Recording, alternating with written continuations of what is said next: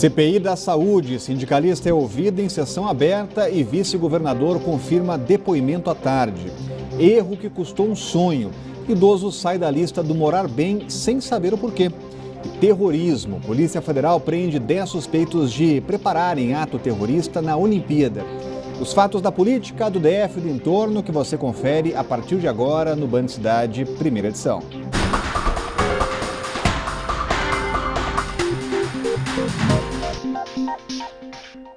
Olá, uma boa tarde a você. E olha, 10 brasileiros foram presos acusados de planejarem um atentado terrorista durante a Olimpíada. A operação secreta foi organizada pela polícia, pela Divisão Antiterrorismo da Polícia Federal, contra o grupo considerado até agora a maior ameaça aos Jogos. Quem traz os detalhes ao vivo é a Renata Dourado, até porque é uma informação que ganha repercussão internacional, né, Renata? Boa tarde. Exatamente, Rodrigo. Boa tarde para você, boa tarde para o Sérgio Amaral e para todos que estão nos acompanhando. Realmente traz bastante preocupação, né? Então, ao todo, são 12 mandados de prisão, 10 pessoas já foram presas em 10 estados brasileiros, portanto, cada uma em um estado, e outras 2 devem ser presas a qualquer momento. Há algum tempo já a Polícia Federal vinha monitorando essas pessoas, várias outras pessoas também estão sendo monitoradas, mas esse grupo em especial chamou a atenção. Então, eles trocavam mensagens entre si por meio de WhatsApp, Telegram, e tudo isso estava sendo monitorado. O que mais chamou a atenção da polícia? Especificamente 3 atitudes aí desse grupo, digamos assim. Primeiro, eles juraram lealdade ao Estado Islâmico, então fizeram uma espécie de batismo virtual. E aí a gente destaca uma informação também importante. Eles não tinham contato direto com o Estado Islâmico. O Estado Islâmico não estava patrocinando, sequer sabia da existência desses brasileiros aqui. Mas mesmo assim, eles fizeram essa jura, esse batismo aí virtual. Então isso foi um ponto que chamou bastante atenção da polícia. Segundo ponto, entre a conversa ali, eles diziam a todo momento que o Brasil não era um alvo potencial por ser um país neutro, especificamente no que diz respeito à atuação do Estado Islâmico. Mas com a vinda dos Jogos Olímpicos para o Brasil e certamente com a vinda de vários turistas, inclusive de países que não têm uma relação assim tão amistosa, tão amigável com o Estado Islâmico, então eles começaram a amadurecer essa ideia exatamente para atingir esses turistas. E aí o alvo principal, o ápice, digamos assim, que fez com que a Polícia Federal saísse aí desse monitoramento para agir e prender essas pessoas foi quando um deles chegou a pesquisar em um site do Paraguai e até mesmo a encomendar um fuzil para supostamente agir nesse, o que seria o atentado. Mas o ministro da Justiça, o Alexandre de Moraes, terminou a coletiva dele agora há pouco, ele explicando exatamente esses pontos, não quiseram dar detalhes dessas pessoas, é claro, por questões também óbvias. E o que acontece então? Aí eles estão presos por 60 dias, vai ter todo um processo de investigação, um material amplo foi apreendido junto com eles. Então, como a gente disse, não tinha um alvo específico, não tinha uma cidade específica, não tinha um local específico para eles agirem. O ministro, inclusive, chegou a dizer que eles eram amadores, digamos assim. Agora, é óbvio, né, que é bastante preocupante. Agora, essas pessoas estão presas aí, e aí vai ter todo um processo de investigação, como a gente está falando, Rodrigo, exatamente para poder acompanhar, saber se tinham outras pessoas também que tinham esse intento, que tinham essa ideia. O ministro também destacou que ele não chegou a comprar essa arma, mas fez, portanto, essa tentativa, e foi aí exatamente o que chamou bastante atenção da polícia, que está investigando, e também do Ministério da Justiça, né, que obviamente está acompanhando tudo isso. E é isso, Rodrigo, bastante preocupante, mas que bom que essas pessoas foram presas, estão aí agora sob a guarda da Justiça, e aí, claro, né, todo um processo de investigação, né?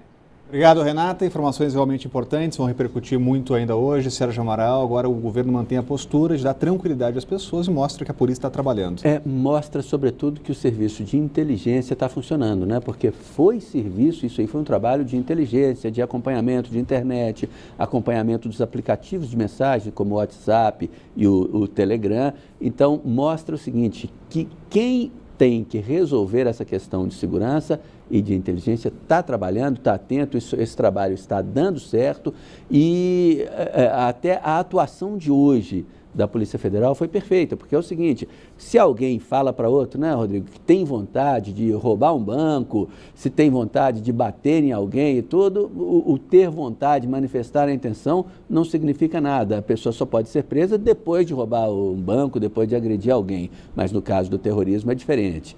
Quando eles passaram simplesmente da troca de mensagens apenas enaltecendo o Estado Islâmico para a preparação, que é a tentativa de comprar um fuzil, aí sim tem que botar a mão nesse pessoal, tem que fazer a prisão, evitar que eles estejam soltos na época da Olimpíada. A Polícia Federal agiu absolutamente dentro da lei, porque a lei antiterrorismo permite essa atuação apenas pelos atos preparatórios. E uma coisa que chamou a atenção na entrevista do ministro da Justiça é o seguinte, que em nenhum momento esses 10 presos, esses 10 supostos terroristas, falaram em bomba. Qualquer atentado talvez fosse por meio de tiros, já que houve a tentativa de comprar um fuzil por meio da internet do Paraguai. Mas vamos torcer para que o setor de segurança, o setor de inteligência continue dando conta do recado, para a gente não precisar de ficar naquele alarmismo danado, né, Rodrigo? De achar que tem um terrorista atrás de cada árvore, embaixo de cada poste, né? Vamos torcer para ter apenas celebração dos Jogos Olímpicos. E olha, uma luta difícil pela casa própria. Você vai conhecer agora a história do aposentado, do José Ribamar Filho. Ele foi contemplado no programa habitacional Morar Bem há quase 3 anos, mas não tinha condições de arcar com as prestações e não assumiu o imóvel. O problema é que ele foi retirado da lista sem saber. E hoje, aos 73 anos, o idoso se sente enganado. Idoso, deficiente e aposentado por invalidez, José Ribamar foi chamado para receber uma casa nos Jardins Mangueiral em 2013. Como não teria condições financeiras para pagar as prestações com o dinheiro que recebe da aposentadoria, foi obrigado a desistir do imóvel e assinou um documento de desistência. No ano seguinte, recebeu uma carta do governo do Distrito Federal que o encheu de esperanças. Era uma boa notícia. O documento dizia que ele estava habilitado para receber uma casa no Gama ou em Samambaia. Era mais uma oportunidade de, enfim, conseguir a casa própria. Mas uma surpresa jogou um balde de água fria neste sonho. Aí eu liguei para lá, eles falaram, você liga lá que você tá acostando aqui, como você está habilitado a receber lá no imóvel, lá no Gama. Aí eu disse, não, isso aí eu estou sabendo. Ele falou, então você liga lá nesse número e pede para ver o apartamento que você quer. Aí eu liguei lá, a menina me informou que eu estava desabilitado como desistente. Como se eu nunca recebi nada? Precavido, José Ribamar guarda todos os documentos e números de protocolos de ligações que fez ao longo dos anos. O mais recente é um pedido de explicação para a CODAB, para saber o que está acontecendo. Ele aguarda uma resposta desde o mês passado e até agora nada. O fato é que ele não desistiu da casa dele, entrou em contato com a redação da Band pelo WhatsApp e pede uma resposta do GDF. Eu acho que teria que ter mais um pouco de seriedade nisso, desse programa, um pouco de respeito e uma satisfação para mim. Que seria o ideal, eles me chamarem, me dar um parecer, me dar uma satisfação e providenciar esse imóvel para mim, porque isso é um absurdo. A gente tem uma boa notícia para o seu Ribamar, José Ribamar. A Companhia de Desenvolvimento Habitacional garantiu que o problema vai ser resolvido esta semana.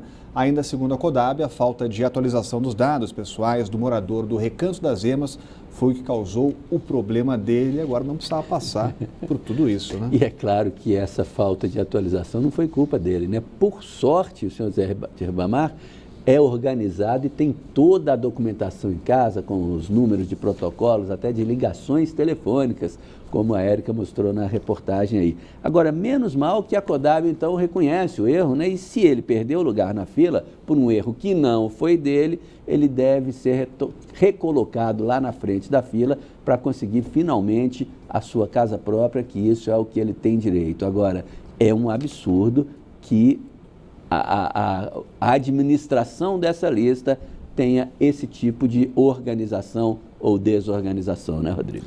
É verdade. E a Asa Norte ficou sem energia durante 2 horas hoje. Um curto-circuito nos cabos de alta tensão da CEP deixou pelo menos 3 prédios comerciais e 2 shoppings da área central sem luz das 9 às 11 da manhã. Segundo a companhia, o serviço já foi totalmente restabelecido. E a Polícia Civil fez uma operação nesta manhã para prender integrantes de 2 gangues rivais de São Sebastião. No total, foram 40 mandados de prisão e de busca e apreensão. Segundo as investigações, em meio à guerra de gangues rivais, 16 pessoas já morreram em São Sebastião. Durante a operação, que mobilizou 100 policiais, foram identificados 12 integrantes da gangue do setor Morrinho e 16 do setor Matinho. Inclusive, adolescentes participavam das gangues. Os maiores envolvidos na prática já respondem por homicídio, roubo, furto e associação para o tráfico de drogas. O vídeo divulgado pela polícia mostra a prisão e a busca na casa de um dos suspeitos. Ele foi encaminhado para a delegacia de São Sebastião. Agora todos vão responder por organização criminosa e por porte ilegal de arma de fogo. Se condenados, podem pegar até 9 anos de prisão. A seguir, CPI da Saúde ouve sindicalista sobre suposta propina. Informações no próximo bloco do Band Cidade.